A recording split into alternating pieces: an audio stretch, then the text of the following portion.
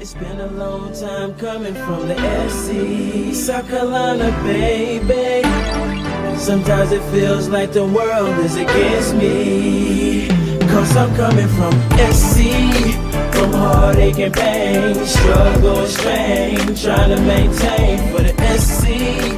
So mama, don't worry, I'ma make my dreams happen. Hi guys, welcome back to the channel. This is Jeannie here for Educational Wednesday, and we're going to be talking about identifying different types of pathogens. So guys, this will be the last of our infection control series. So as you can see, you see some definitions going across your screen, and of course I'll leave those definitions in the description box for you guys if you want to screenshot those and save them for yourself. So we're going to talk about the different type of pathogens that can show up in public spaces. All right. So when a disease is capable of being spread from one person to another, it is said to be a contagious disease, also known as a communicable disease. Some of the more prevalent contagious diseases that prevent a beauty professional from servicing a client are the common cold, ringworm, conjunctivitis, which is pink eye, and viral infections. These infections are most often spread through dirty hands, especially under the fingernails and in the webs between the fingers. In many states, you are required to wash your hands prior to every client, but in all states, you must wash your hands after using the restroom and before eating. Contagious diseases can also be spread by contaminated implements, cuts, infected nails, open sores, pus, mouth and nose discharges, shared drinking cups, telephone receivers, and towels. Uncovered coughing or sneezing and spitting in public also spread germs. Also spread germs. I'm sorry, guys.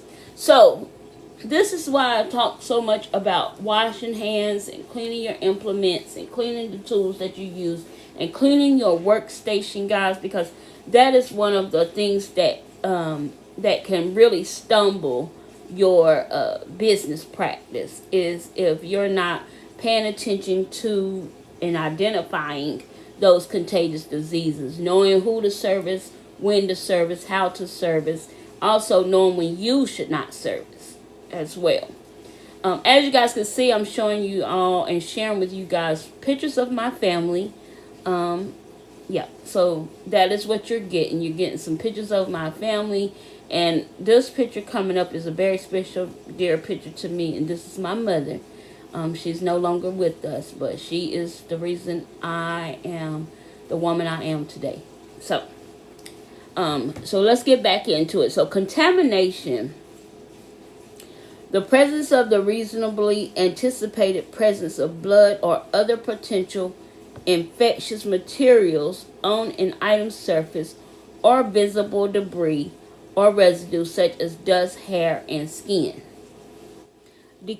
Decontamination, the removal of blood or other potentially infectious material on an item's surface, and the removal of visible debris on residues such as dust, hair, and skin.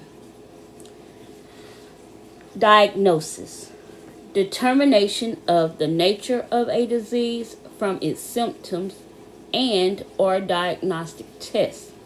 Federal regulations prohibit salon professionals from performing a diagnosis. Germs, non-scientific synonyms for disease-producing organisms. Occupational disease, illnesses resulting from conditions associated with employment, such as prolonged and repeated overexposure to certain products or ingredients. parasitic disease. Disease caused by parasites such as lice and mites. Pathogenic disease. Disease produced by organisms such as bacteria, viruses, fungi, and parasites. Toxins. Various poisonous substances produced by some microorganisms such as bacteria and viruses.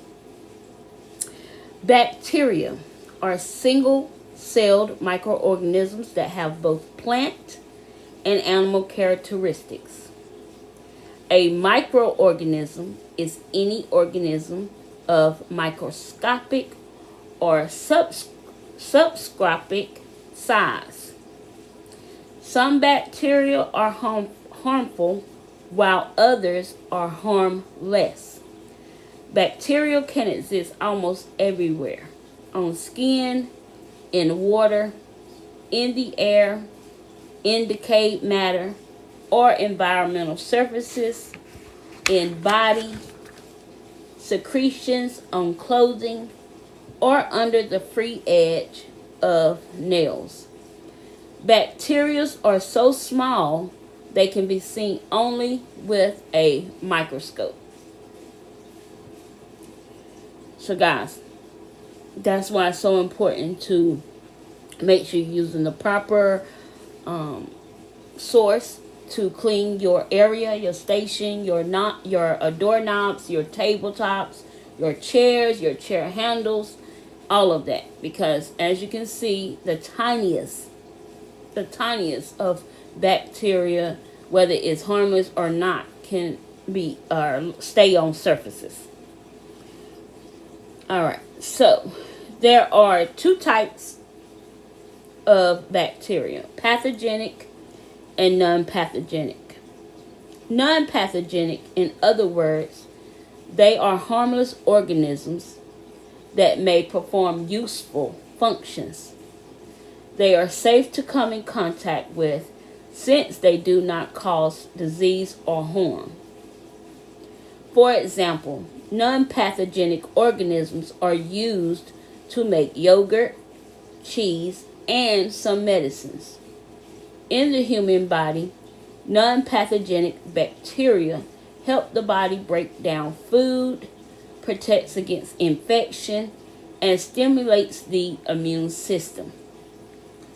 Pathogenic bacteria are harmful microorganisms that can cause disease or infection in humans when they invade the body.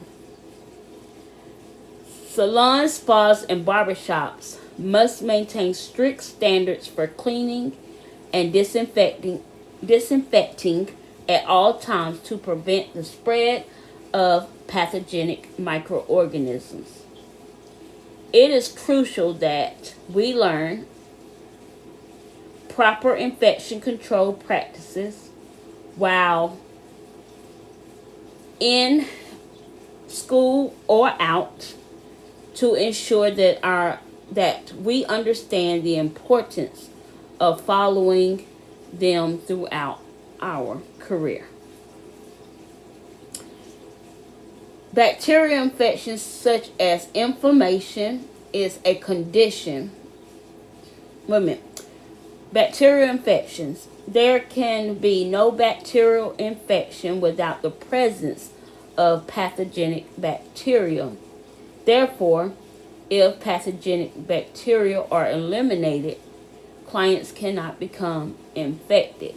So let's talk about some of the things that can be bacterial infection, or you can identify if you have a bacterial infection. Inflammation. Inflammation is a condition in which the tissue of the body reacts to injury, irritation, or infection. Inflammation is characterized by redness, heat, pain, and or swelling. Pus is a fluid containing white blood cells. bacteria, dead cells, and is the byproduct of the infectious process. The presence of pus is a sign of a bacterial infection. Local infection, such as a pimple or abscess, is confined to a particular part of the body and appears as a lesion containing pus. A systemic infection is an infection where the pathogens have spread throughout the body rather than staying in one area or organ. So guys, there is so much to learn in infection control, but we are not going to prolong on this topic. We may come back to it later on throughout our time during the Educational Wednesdays, but we're going to end our discussion about why it's so important to wash your hands, why it's so important to properly clean your implements, clean your area, disinfect your implements, disinfect your work area, and properly sanitize your implements if that is allowed in your state, and any of your sanitization is important for everything when it comes to, but the most important step, guys, the most important step is always going to be your clean. You want to make sure that before you disinfect anything, before you sanitize anything, that you properly clean that area, clean it from dust, debris, and all of those things that may cause harm to you or your clients during their service. So guys, I hope you have enjoyed the infection control part of this video. I hope you have learned a lot during this process. The most important, I hope you've learned why it's so important to do those things for your client safety as well as your own. And I pray you nothing but safe and monumental success on your nail journey. So guys, we will be discussing another topic for the next Educational Wednesday, and I will leave a poll in my community tab to see what it is you guys want to talk about next. What should I elaborate more on? With nail, within the nail world, what I've learned, what I've studied, what you guys want to know more about. So I will give you some options, and whoever vote and have the most votes, that's the topic we'll start discussing and talk about. So until the next time, guys, I will see you all in my next video. I want you all to have a pleasant day, and yeah, until next Wednesday.